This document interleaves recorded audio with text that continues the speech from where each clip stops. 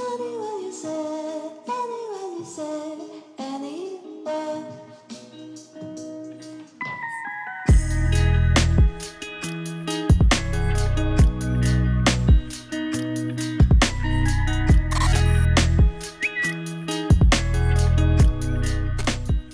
नमस्कार, मेरा नाम राजमीत सिंह अरोरा है। मैं एक मोशन डिज़ाइनर हूँ।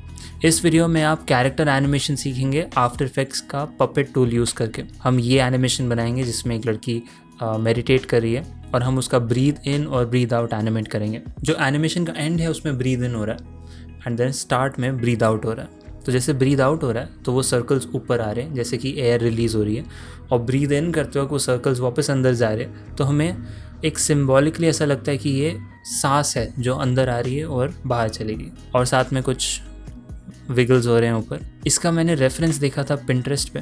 यहाँ पर ड्रिबल ने अपलोड किया है ये, और बहुत ही अच्छा एनिमेशन है। तो मैं सोचा इसको रेप्लिकेट करते हैं। यहाँ पर एक्चुअली ये जो कैरेक्टर है वो लेविटेट कर रही है। हम लेविटेट नहीं करेंगे, हम उसे सिर्फ ब्रीथ कराएंगे। आफ्टर इफेक्ट्स की खूबसूरत दुनिया में आपका स्वागत है। पहले कंट्रोल एन से न्यू कॉम्पोजिशन बनाएंगे। 1080 स्क्वायर 30 फ्रेम्स पर सेकेंड, 15 सेकेंड्स का टाइम लाइन।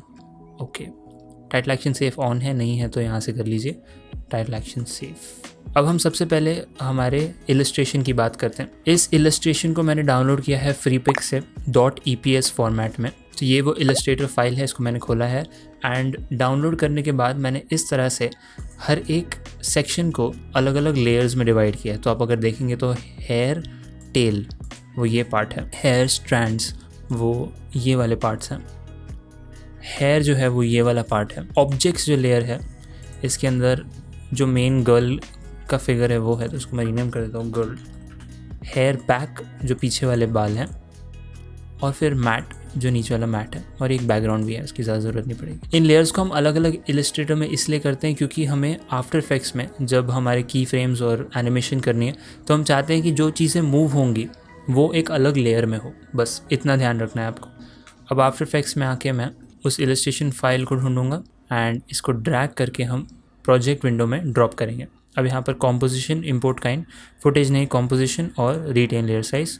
ओके, अब ये जो गर्ल मेडिटेटिंग वाला लेयर आया है उसमें मैं डबल क्लिक करूँगा और इस लेयर के हम अंदर आ जाएंगे। यहाँ पर ये वाला बैकग्राउंड जो इसके साथ आया था वो भी रख सकते हैं, कोई प्रॉब्लम नहीं है, लेकिन मैं इस लेयर को ना यूज़ करके हमारा फेवरेट बैकड्रॉप यूज़ करूँगा जो कि हमने फ्रीपिक से ही डाउनलोड किया है। इसको स्केल करके फिट कर देंगे ताकि ये फ्लोर पे लगे।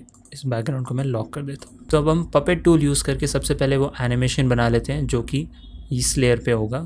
तो इस लेयर को सिलेक्टेड रखेंगे और यहाँ पर ऊपर हम सिलेक्ट करेंगे ये जो आपको पिन जैसा दिख रहा है, पपेट पोजीशन पिन टूल। ये जो टूल है इसके अंदर आपको बहुत सारे ऑप्शंस मिलेंगे। ये सब हम आगे की वीडियोस में देखेंगे अगर इसका कोई स्पेसिफिक एप्लीकेशन आया तो, बट इस केस में हमें सिर्फ पोजीशन पिन टूल की ज़रूरत है। ओके, अब यहाँ पर हम जब इस लेयर के ऊपर आएंगे तो हमें यहाँ पर पिन मिल रही है। तो अब हमें उन पार्ट्स को डिफ़ाइन करना है जो स्टैटिक रहेंगे और उन पार्ट्स को डिफ़ाइन करना है जो डायनामिकली मूव करेंगे। तो मैं यहाँ पर एक पॉइंट दूंगा। जैसे ही आप यहाँ पर क्लिक करेंगे आपको एक येलो कलर का पिन मिलेगा और यहाँ पर नीचे इफ़ेक्ट्स में आपको पपेट के अंदर एक मैश बनेगा। इस एंड पे एक पॉइंट दूंगा और यहाँ पे एक पॉइंट दूंगा। अब मैं एक पॉइंट दूंगा अराउंड सेंटर में और एक पॉइंट दूंगा नेक के यहाँ। अब हमें 5 पॉइंट्स मिल गए। अब मैं अगर इस लेयर पे U प्रेस करूँगा तो हमें उन सब पिन्स के की फ्रेम्स दिखेंगे। अब ये जो पॉइंट है वो रिलैक्स स्टेट है, मतलब इसमें वो ब्रीद आउट कर चुकी है, जो कि हमें 4 सेकेंड्स के बाद चाहिए। तो मैं यहाँ पर 4 सेकेंड्स पे जाऊँगा, सिलेक्ट करके आगे ड्रैग कर दूँगा। ये कहाँ से आनी चाहिए? ब्रीद इन जो टॉप पोजीशन है वहाँ से आनी चाहिए नीचे। पहले कंट्रोल शिफ्ट ए से सबको डीसिलेक्ट करूँगा, स्क्रॉल जूम इन करके यहाँ पर ये जो पॉइंट है इसको सिलेक्ट करूँगा और ऊपर की ओर ड्रैग कर दूँगा, एंड ये जो पॉइंट है इसे सिलेक्ट करूँगा और ऊपर की ओर ड्रैग कर दूँगा। अभी के लिए जो हेयर वाले लेयर्स हैं उसे बंद कर देते हैं। तो हमें ये एनिमेशन मिला ब्रीथ इन। अगर आप इसे और इंटेंस बनाना चाहते हैं तो ऊपर ले जा सकते हैं। इसके लिए सिर्फ यही 2 के की फ्रेम्स बने क्योंकि हमने इनको स्टैटिक पोजीशन दे रखी है। यहाँ पर मैं F9 प्रेस करूँगा, ग्राफ एडिटर में आके थोड़ा सा डायनामिक ट्विस्ट देंगे। अब हम हेयर के लिए देख लेते हैं क्या करना है। मैं हेयर का जो मेन लेयर है उसे ऑन करूँगा एंड इसको यहाँ से स्टार्ट करते हैं 4 सेकेंड से, क्योंकि यहाँ पर ही हमारा रेस्ट पोजीशन है। Hair strands, hair tail. तो मैं हेयर एक लेयर पे बाकी सब लेयर्स को पेरेंट कर दूंगा। तो हेयर बैक, हेयर टेल और हेयर स्ट्रैंड को कंट्रोल सेलेक्ट करके मैं पेरेंट पिक करूँगा हेयर के लेयर से। अब सिर्फ हमें इस हेयर के लेयर को चेंज करना है, तो बाकी सब लेयर्स ऑटोमेटिकली चेंज होंगे। इस पॉइंट पे मैं हेयर के लेयर को एक पोजीशन की फ्रेम दे दूंगा और स्टार्ट में जाके मैं जो हेयर का लेयर है सिलेक्शन टूल प्रेस करके उस लेयर को या तो आप यहाँ से ड्रैग कर सकते हैं या तो आप सीधा यहाँ से ऊपर ले जा सकते हैं जहाँ पर वो फिट हो। अब इसको सही दिखाने के लिए हमें की फ्रेम्स को वही सेम इंटरपोलेशन देना पड़ेगा। तो F9 से यहाँ पे इसको इधर, इसको इधर। तो अब जितने भी हेयर के स्ट्रैंड्स है, हेयर बैक है, वो सब साथ में एनिमेट हो रहे हैं। अब ये हो गया हमारा स्टार्ट से ब्रीथ इन पोजीशन से लेके slowly breathe out position. Breathe in वापस से बनाने के लिए हमें वापस की फ्रेम्स करने की ज़रूरत नहीं है। हम यहाँ से इस की फ्रेम से इस की फ्रेम तक आए हैं। हम बेसिकली चाहते हैं कि हम इस की फ्रेम से वापस इस की फ्रेम पर जाए। तो उसके लिए हम एक्सप्रेशन यूज़ करेंगे loop out ping pong. Hair और गर्ल ये दोनों लेयर्स को सिलेक्ट करके मैं यू प्रेस करूँगा और हमें की फ्रेम्स मिलेंगे। यहाँ पर ये वाले जो 2 पिन्स हैं जो चेंज हो रहे हैं उन पर मैं ऑल्ट स्टॉप वॉच प्रेस करूँगा और टाइप करूँगा expression loop capital OUT loop out parenthesis और यहाँ कोट्स में मैं सिलेक्ट कर लूँगा पिंग पोंग। एंड पे आके मैं सेमी कोलन दूंगा। शिफ्ट होम से इस पूरे को सिलेक्ट करूँगा और कॉपी कर लूँगा Ctrl+C। ओके, अब नम पैड एंटर प्रेस करूँगा। अब यही सेम चीज़ मैं ऑल्ट प्रेस करूँगा इस पपेट पिन पे एंड Ctrl+V कर दूँगा, नम पैड एंटर। एंड यही सेम चीज़ हमें हेयर के लिए करना है। तो इसके हेयर के पोजीशन पे ऑल्ट स्टॉप वॉच करके Ctrl+V नम पैड एंटर। तो अब हमें ये ब्रीथ आउट हुआ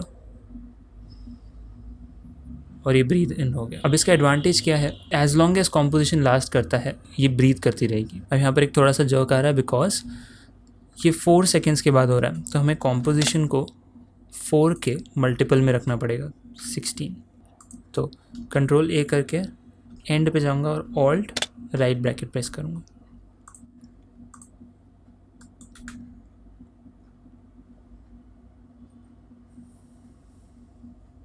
तो हमें मेडिटेट करते हुए हमारी कैरेक्टर एनिमेशन मिल गई है। तो जो सर्कल्स है वो जैसे ही ब्रीथ आउट हो रहा है वैसे वो सर्कल्स एनलार्ज हो रहे हैं। इन होने पे वो सर्कल्स अंदर जा रहे हैं, मतलब छोटे हो रहे हैं। सबसे पहले मैं सर्कल बना लेता हूँ एलिप्स टूल लेके। सर्कल पे मैं डबल क्लिक करूँगा। इसके कलर के लिए मैंने अडोबी कलर थीम्स में यहाँ पर एक्सप्लोर, ये अडोबी कलर थीम्स आपको नहीं दिख रहा है यहाँ पर, तो विंडोज़ एक्सटेंशन और अडोबी कलर थीम्स को सिलेक्ट कीजिए। यहाँ पर मैं सिंपली मेडिटेशन टाइप कर देता हूँ। मैं बहुत सारे कलर स्कीम्स मिलेंगे। ये थोड़ा कलरफुल है तो click to edit this theme. अब इसके लिए कोई सा भी कलर ले सकते हैं। तो मैं पहले इसको पिक कर देता हूँ ये वाले कलर से एंड इस लेयर को मैं रीनेम कर देता हूँ सर्कल 1 और इसको ले जाता हूँ गर्ल के पीछे। इसको हमें छोटा करना है। सर्कल 1 को मैं सिलेक्ट करूँगा और इसके कंटेंट्स में मैं एलिप्स 1 में जाऊँगा। यहाँ पर ये स्ट्रोक को डिलीट कर सकते हैं। ट्रांसफॉर्म एलिप्स 1 में इसका जो स्केल है उसको मैं रिड्यूस करूँगा, लेकिन पहले मैं अगर हम चाहें तो इस लेयर को सोलो कर सकते हैं ये वाला बटन दबा के, ताकि हमें और कुछ भी ना दिखे जब हम इस पर वर्क कर रहे हैं। तो इसको मैं स्केल कर देता हूँ तो 50 और इसका जो एंकर पॉइंट है Y प्रेस करूँगा। यहाँ पर ट्रांसफॉर्म एलिप्स 1 पे सिलेक्ट करूँगा मैं, या एलिप्स 1 पे सिलेक्ट करके जो ये वाला एंकर पॉइंट है उसको मैं शिफ्ट ड्रैग करके नीचे ले आऊँगा। अब ध्यान दीजिए ये वाला जो एंकर पॉइंट है वो इस लेयर के एंकर पॉइंट से अलग है और इस एलिप्स जो कंटेंट के अंदर एलिप्स है उसका एंकर पॉइंट अलग चीज़ है। अब ये कर देने से जब हम स्केल डाउन और स्केल अप करेंगे तो वो उस पॉइंट से स्केल अप और स्केल डाउन होगा। तो मैं 2 सेकेंड्स आगे चला जाता हूँ, इसको एक स्केल की फ्रेम दे देता हूँ एंड वापस स्टार्ट पे जाके मैं इसे 0 कर देता हूँ। तो ये कैसा राइज होता हुआ सर्कल है से इजी ईज लेके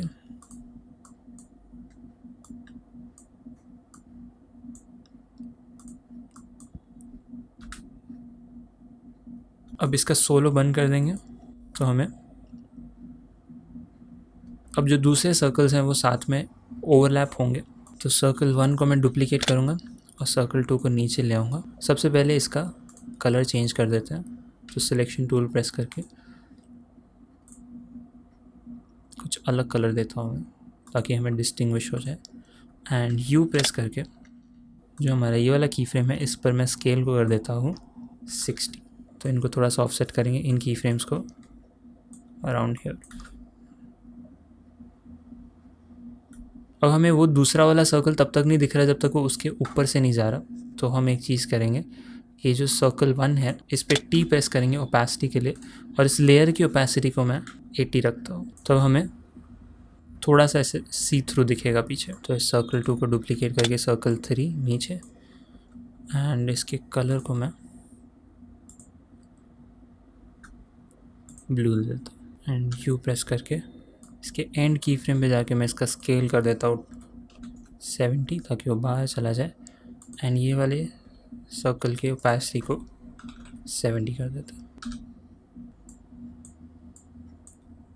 ये ओपेसिटी रिड्यूस करने से एक अलग कलर का इफेक्ट आ रहा है।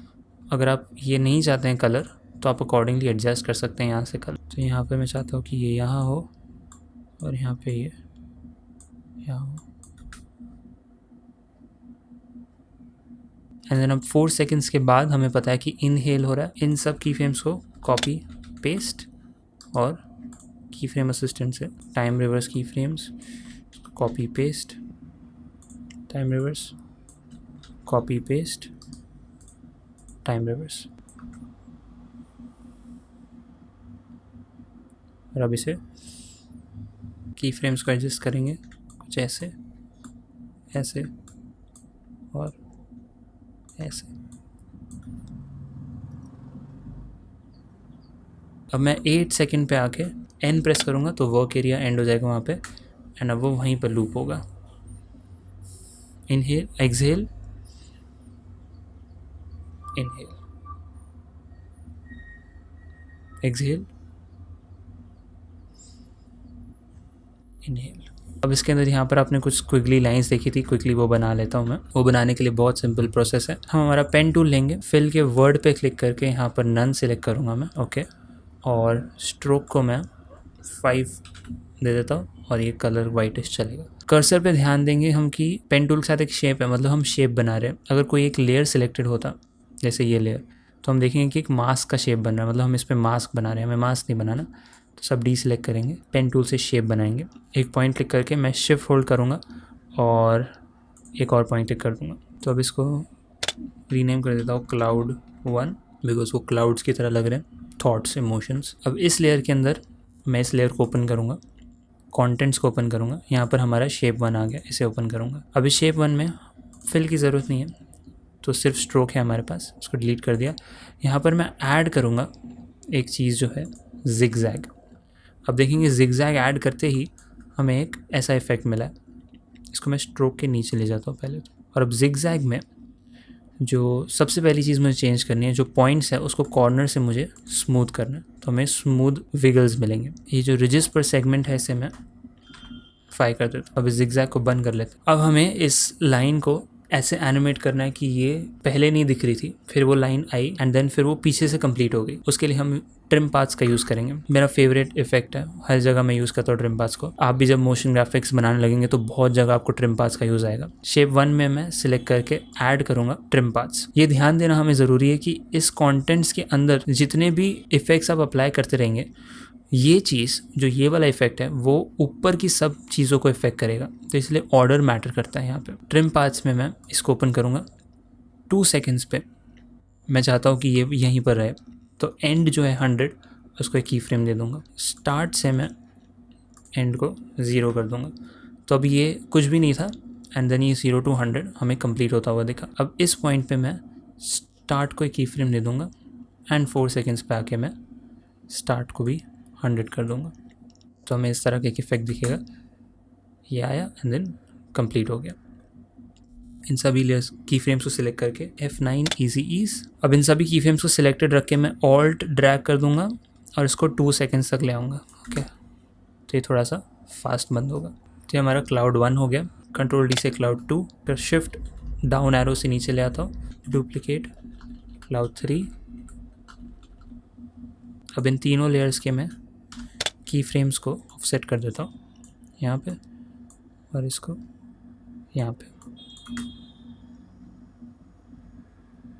इन सबको मैं एक्चुअली 4 सेकेंड्स तक ले जाता हूँ, बिकॉज 4 सेकेंड्स पे हमारा एक्सेल हो रहा है।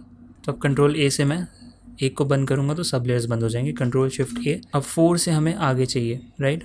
तो इन सबको डुप्लीकेट कर सकते हैं, लेकिन उससे बेटर तरीका है मैं क्लाउड वन को सिलेक्ट करूँगा, शिफ्ट होल्ड करके क्लाउड 3 को सिलेक्ट करूँगा एंड इनको प्री कॉम्प कर लूँगा। तो कंट्रोल शिफ्ट सी से प्री कॉम्प कर दूँगा और इसको रीनेम कर दूँगा clouds_left। अब इस clouds_left को मैं डुप्लीकेट करूँगा कंट्रोल डी से और राइट की तरफ ले आऊँगा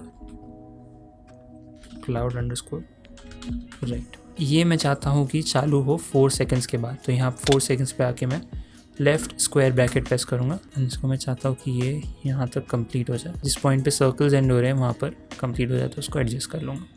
ओके, तो अब स्टार्ट से ये एक्सेल हुआ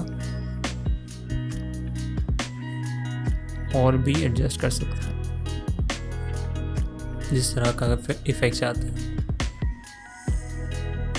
तो ये थी आज की वर्कफ्लो वीडियो। आई होप आपको इससे कुछ सीखने मिला हो। इसमें हमने काफ़ी चीज़ें सीखी, पपेट टूल से एनिमेशन कैसे करने का, कॉन्सेंट्रिक सर्कल्स बनाए, विगल जिगजैग यूज़ किया, ट्रिम पास यूज़ किया, काफ़ी सारी चीज़ें एक ही वीडियो में यूज़ हो गई। अगर आपको इस वीडियो से रिलेटेड कोई भी डाउट है तो आप नीचे कॉमेंट सेक्शन में मुझसे पूछिए, या आपको आफ्टर इफेक्ट्स इन जनरल कोई भी डाउट है तो भी आप मुझसे पूछिए। मैं कोशिश करूँगा कि आपके डाउट को सॉल्व कर सकूँ। ऐसे और वर्कफ्लो वीडियोज़ के लिए आप इस चैनल को सब्सक्राइब कर सकते हैं। वीडियो देखने के लिए बहुत बहुत शुक्रिया। पीस।